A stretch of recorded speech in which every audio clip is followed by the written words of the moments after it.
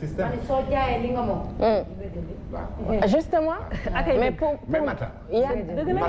vas-y père. xam nga da ngaa dugg léegi ci. léegi xale yi de moins en moins dañuy def série scientifique de moins en moins nga financé. ba am Sophie Gueye moo xam ne nekkul ci dara liggéeyul deful dara. wóoru financé koo xam ne da ngaa ñëw fekk ko ca loxoom ci biir. looloo yoon. nga ne y a des centres de formation yoo xam ne. ñu ngi fi. di former ay doomu aadama. jàng nañu métier ba plus de 15 ans. sunu papa nan nekkaloon du woon de góor goo xam ne dafa yor xaalisam ubbi entreprise am. dafa rampe mën bâtiment mën électricité dem ba boole ci tout corps d'état du bâtiment. kër ga yëpp mu jàngal leen ko. ku xëy chantier ngay dugal te boobu am na doole toll ci dooleem te ñemewuñu ko benn 15 ans jàng nañ ko métier. léegi apprenti amatul vous les ouvriers les entrepreneurs comme les tâcherons ceux qui sont dans les chantiers apprenti oto yi même ñiy lang ci car rapide ak njaga njaay yi sunu wàccee da nga leen di fay apprentissage amatul. dëgg la dëgg la. nga ne lan. dëgg la mais père. nan la nit ki di jàng métier te tarbiyuñ ko. waaw mais loolu moom yàgg na fi quoi te le plus important. tarbiyu mooy lan papa. maanaam loo sonn doonoo taalibeem du am barke. expérience bi daal. soo xoolee juróomi apprenti yu daje ci benn chef chantier wala benn maçon wala benn chef menuisier ku ca daje. ka ca gën a nangu. am na benn chef d'entreprise bu ma envoyé sànq message ne c'est vrai des fois da ngay jël xale yi bëgg leen a former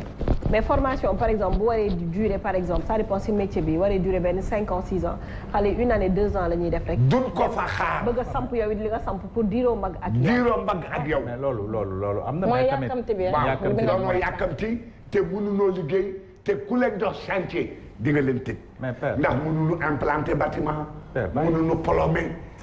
rare nga ciy gis actuellement maçon bi tabax ak fil à plomb niveau rek. d'accord léegi papa dañu tourné ci. soo jógee hauteur mu déplomé. waaw ci yéen laa jógee maa ngi dem côté bi maa ngi ñëw léegi ñëwaat ci yéen. dimbale ma rek apprenti amatul de. jàngatul métier. benn point rek moo bëggoon ajouter parce que bi ma paree si Sophie maanaam ki nga xamante ni yor na activité am ñu bëgg ko dimbali. am na ñi nga xamante ni yoruñu activité ñoom tamit kenn waxul ne dañ leen di négliger dañ leen di dimbali am nañ ay idée de projet nekkaguñu ci dara peut-être que seen loxo jotul seen ginnaaw wala amuñu ku leen encadré ku si mel ni état bi bëri na ay nit yi nga xamante ni dajaloo nañ def consortium ubbi lu ñuy tuddee incubateur université yu bëri tamit actuellement ñi ngi ubbi lu ñuy tuddee incubateur pour lan la dañuy fay incuber ay nit boo déggee incubateur rek sa xel ci nen lay dem incubation mais pépinière à projet la pépinière pour entrepreneur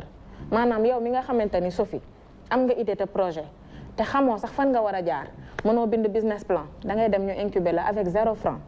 ñu wan la yoon bi tette la wax la fan ngay jaar fan ngay commencer ba na ngay amee accès ci sa financement ñu xamalaale tamit ni la financement du da nga koy wékk rek ci état wala nga wékk ko ci ay nit autofinancement am na fi man yaa une femme bi nga xamante ni nan la def tailleur dafa bëgg ñaw mais dafa ñëw ci Prosper ni ko man dama bëggoon nga jox ma maanaam 50 000 dama bëgg démarrer sama business dama bëgg ñaw mais jàppal ni su ma commencé sama ñaw ameel naa la 3 tenues ma ñëw ci yow jël 50 000 ni la ameel naa la tant de tenues def noonu yor naa fi ñaata 250 000 mënuma ci démarrer sama projet wala loolu bu ñu la formé ba nga xam technique d'autofinancement yooyu yëpp di nga mën a demal sa bopp gars yi dañuy soxla ku leen gunge loolu lañu soxla te structure yi ñi ngi fi et je demande à la jeunesse d'aller vers l'information pour mën ci jëriñu parce que mi ngi fi ay nit ñi ngi koy jëriñu te duñ ko wax comme ni nga doon expliquer léegi boo dimbalee nit yaakaar ni après dina la raw mi ngi fi na gars yi jógal seen bopp dem vers l'information incubateur sur Google ni ñuy tapé ay musique ak ay son ak ay leneen ak cheveux ak ay téléphones yu bees ñu dem vers ça xool yoon yu légal yi nga xamante ni war nañ ko mën a utiliser te du leen gaañ ñu mën ci tekki de façon licite et légale comme tu disais tout à l'heure ñu ngi fi ba Safia créé ñu copier ko moo fi dal si affaire cabine téléphonique vous vous rappelez mais même commerce même xoolal ak beneen affaire bu garaaw cak-cak yi ñu ngi mel ni aile de dinde si dëkk bi te amul structuré wuñu ko. dëgg la et ça mais c'est un boulot ah. accident yi c'est un boulot mais loolu mooy lii ñu ngi def loo xam ne. si tali bi pour 2000 francs nga bëgg si non attends kooku man dama tiit si secteur boobu proche.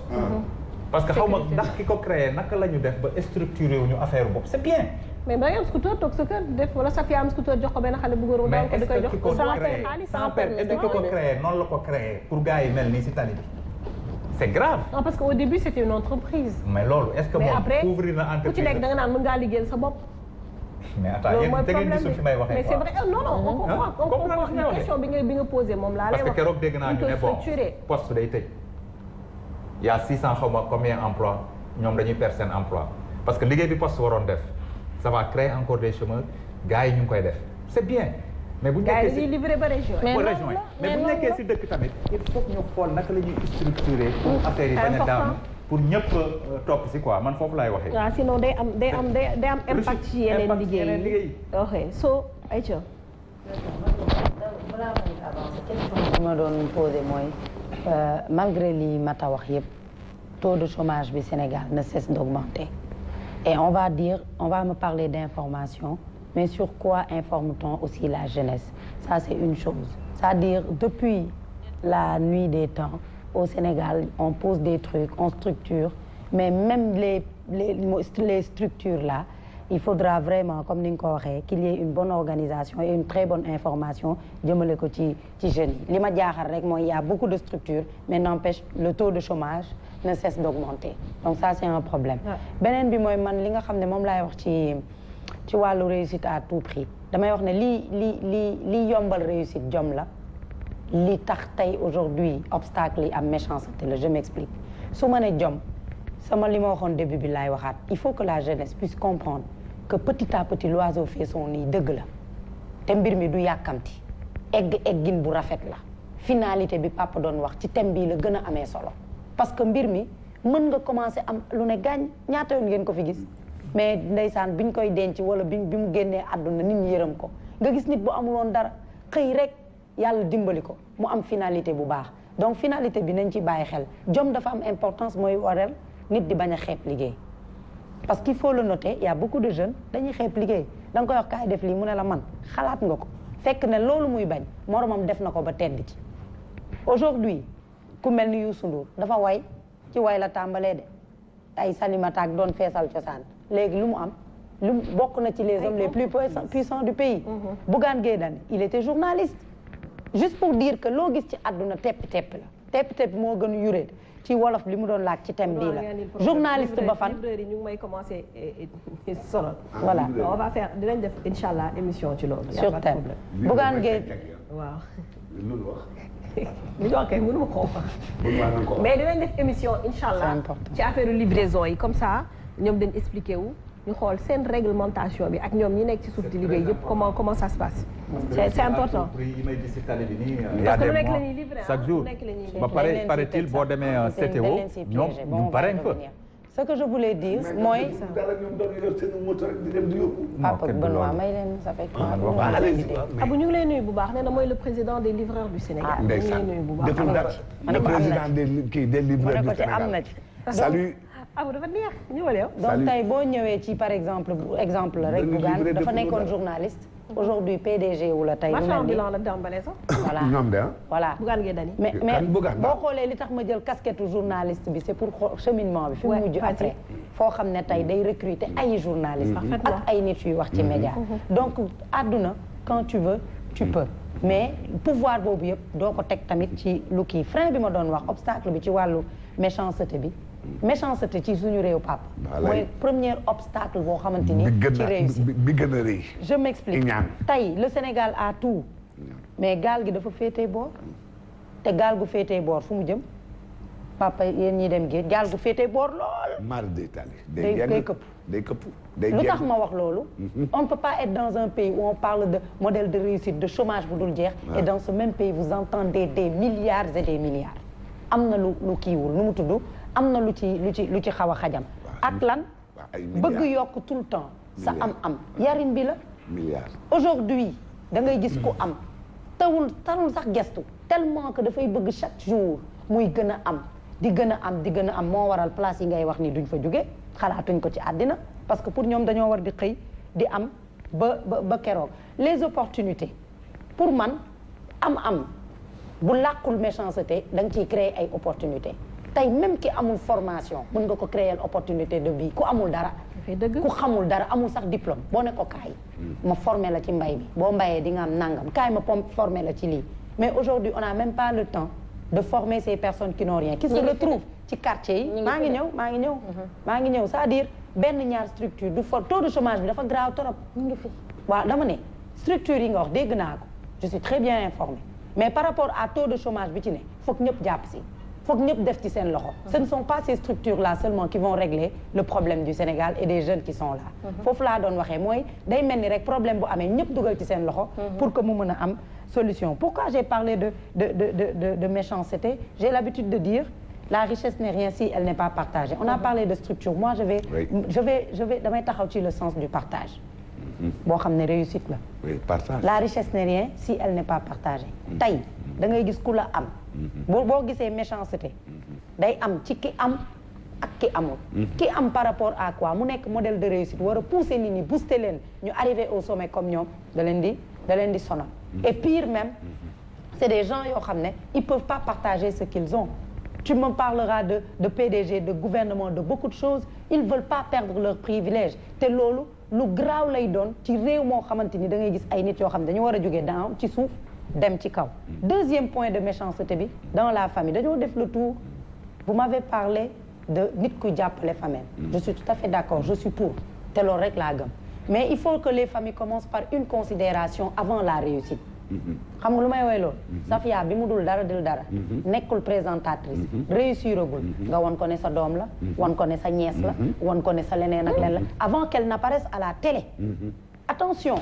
ki nga ne da nga réussir ba pare il faut nga nangam famille bi il faudra que ñu delluwaat ci source ce qu'on appelle la famille modèle de réussite la donc pourquoi considérer les gens on dit souvent que la méchanceté est due papa ngir yàlla may ma mooy la même chose quand je parle de considération c'est l'immigré qui est à l'extérieur et qui a besoin d'un allô Benoît est-ce que tu vas bien mais allô Benoît cin bi de tàkkul allô Benoît nangam mooy ne li ma lay wax rek la personne a réussi peut-être parce qu'il est parti di envoyer mais réussite interne bi nga doon wax amu ko ndax dafay vivre sous pression permanente kenn du ko woo ba laaj ko naka nga def naka nga fanaane naka nga dundee fële man damay wax rek bu fekkee ne da nga nekk ci famille et que yow ki réussir da nga koy tirer vers le bas te moo fi bëri da ngay gis benn loxo di dundal toute une famille nit ñi déem a góorgóorlu ba gor loxo boobu fii la ci réew mi wala yow sa frère la mu réussir prospère au lieu mu ne la góorgóorlu nga topp ci ginnaaw Benoît da lay gëmloo ne yow gis nga sa frère Benoît bi li mu am war nga kaa war a mën a am dama taxaw rek ci le pourquoi lii obstacle dëgg c'est la méchanceté fi may daanelee et c'est important pour moi Michelle Obama dafa ne le succès ne se mesure pas à la quantité d'argent mais à l'impact que vous avez sur les gens sama xel dem ci nos guides religieux su ma demee si nos guides religieux damay ñëw ci maam Cheikh Ibrahima Fall sur xidma liggéey boo demee ci kër taalibe cheikh yi sur la quête du savoir nga dem ci laayeen yi dem ci église bi ñu dem ci wàllu discipline ak li nga xam ne loolu boo ko boolee lépp mën na la dimbali ci modèle de réussite xam nga lu ñu wax ñooñu ba àdduna di tukki dañuy am impact sur les gens moo xam suñuy guide religieux yi wala communauté bu mu mënti doon moom nee na loolu mooy réussite te lu ma gëm la parce que bu fekkee modelé wuñu jeunes yi pour même bu ñu amatul dara ñu mën a patienter daf may permettre ma dugg ci kunkaati man bu Serigne Touba foofu ñoom dañoo bind sax pour dimbali ñu tey ci lii nii les histoires de réussir à tout prix rey nit def naka sudul noonu parce que boo xoolee ils nous ont toujours montré yoon bi nga xamante ni ñun tey buñ ci bàyyee xel rek même boo amul dara tu es heureux ndax ci biir kunkaati man sëñ bi mi ngi ñu wax ni mu ne na nga dund ba ku la gis sax yaakaar ne ñàkkoo dara waxul nga dem sàcc ji alali jàmbur de dafa ne doylu nga dund ba yaakaar ne ku la gis ñaar ñu dem plus loin mu ne yàlla science du ko def ci koo xam ne ñemewul xiif te day élever ñi nga xam ne dañoo patient la patience dafa bokk ci réussite te pourtant mata xoolal jeunes yi tey da ngay wax léegi ñu ne la da ngaa réussir moo tax c'est facile de nous dire muñal léegi xale benn jeune nangootu ko dégg dañu mel ni ñun ñëpp bum la ñëpp a fipp on veut réussir tout de suite léegi donc patience boobu nga xam ne ñu ngi ñu koy inculquer comme valeur dañ koy jékki-jékki rek perdre ko di tomber vers la paresse une jeunesse qui n'innove pas et qui copie beaucoup. mooy patience bi ma la jëlee ci kunkaati man bu Serigne Touba dem ci jeunesse bi nga xamante ni pourtant ñi ngi ñu doon waajal ay ñoom maam Sidi Hadji Malick ñoom ñëpp ils nous ont préparé à travers les équipes parce que xamoon na ne dinañ ñëw ñuy daw plus que l'heure c'est une jeunesse paresseuse en contrepartie de jeunesse bi ma la njëkk jox comme exemple bi nga xamante ni tey du innover dafay copier xam nga lu tax ma ne du innover dafay copier mata day am projet une jeunesse paresseuse. Non, une partie de la jeunesse paresseuse. Une partie, papa. Une partie. J'ai commencé par la jeunesse conscience. Xam nga lu tax ma jël un peu cette partie de jeunesse paresseuse. Xam nga lu may woowee paresse. C'est pour sauver beaucoup de problèmes. Papa, c'est pour sauver cette autre partie de jeunesse. Mata day xëy créer projet. Même pas un mois, Sophia copié ko. Nga ubbi tàngana fii. Rus jomm ma ubbi. Tàngana en face de toi. On vend la même chose. Qui fait face à une jeunesse qui beaucoup d'entre eux c'est des paresseux. ñu taxaw ñoom ñëpp dal sama kaw. yàlla omat ko ba mu wax ko te tey omatuma. tey ko bul wax loolu. bul wax loolu xam nga fan laa doon waxee. dama doon expliquer que. Sankhare waa président xam nga fi may waxee. dama la jëlal ci balance bi indil la jeunesse bi bëgg dara. indil la ki nga xam ne dama ni il faut nga patienter ba pare ngay utiliser sa xel. xam nga lu tax boo utiliser sa xel. ci toog ci biir pare. je vous ai dit la vérité. tout récemment barki démb. une heure de temps laa toog di leen déglu. une heure. non quand même une heure laa toog di leen déglu une heure. ah mais il faut que voilà j'ai fini yàlla natt na ko ba dem na ba daanu na. xoolal mu naan yow ñuy wax waxu réussite tu parles de daanu lii rek yow sa genre yi rek dañuy pété li ma la wax moom nga dëggal genre mag yi nga xam ne dañuy tirer jeunes yi vers le bas yow rek tax nga jeune sa genre yi tax na jeunes yi réussir donc ce que je veux dire là mooy ni tu ne peux pas di copier chaque jour parce que tu veux juste réussir parce que mata ni mu nourrir projet ba teg ko tu ne pourras pas mën a am impact bi mu am ci société bi donc au lieu de copier essayer nga innover et que le peu que tu as nga doylu ko Safia nee na temps bi jeex na pour moi la meilleure des réussites c'est aussi que tu puisses garder la tête sur les épaules surtout dans une société comme le Sénégal xam nga lu tax moo tax ma wax la ko gis nga boo soi-disant réussite bi ñuy wax nii mooy 4x4 yeeg oto yeeg prestige beeg siw mata tu as tout le monde autour de toi réussite bi mooy éducation bi lay permettre nga garder la tête sur les épaules gis nga bés bu prestige boobu yëpp demee siwatoo feeñatoo gis-gis kenn gisatu la ci ngay xam dëgg lan mooy réussite mooy fin de soi bi nga doon wax bi nga xam ne boo toogee yow képp donc tu es heureux wala tu es heureuse te loolu pour man moo la meilleure des réussites mooy bi nga xam ne boo toogee yow kase tu es heureux réussite bii ñuy wax tu vas voir tout le monde laa la wax boo waxee sax ñenn ñi naan la ëska yëg gongo loo bëgg gars yi ñoom daw si parce que lépp dañ ko jël matérialiser ko teguñu ko ci li nga xamante ni mooy fond bi et damay woo jeunesse bi ñu travailler sur ça ndax ñu wéttali la nga wéet gore wéttaliku gore man loolu laa doon wax ñu jox la bàyyi ma yow ma bàyyi ma gore wéttaliku gore voilà waaw doy loolu li nga am tabañ yi ñeetaane bokk na ci ngor mata la seule chose que